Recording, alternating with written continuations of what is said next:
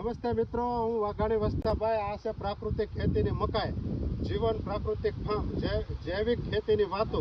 આપણે પ્રભુભાઈ કીલા હાથાણી મુકામે.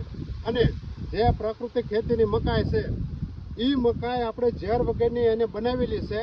આલા ખાસરની પીપળી જ્યાં ગૌશાળા છે, ગૌશાળાની અંદર 250 ફૂટનો લંબાઈનો કેરો છે. એ કેરામાંથી જેટલી અંદાજે વજન થાય એ વજનમાંથી આખું ટ્રેક્ટર ભરાય તોય ભલે અને 2 ટ્રેક્ટર ભરાય તો ભલે એ વજન લઈ અને એનું જે ગૌશાળા છે ગૌશાળાની અંદર ગાયોને દાનમાં એ મકાઈ દેવાની છે.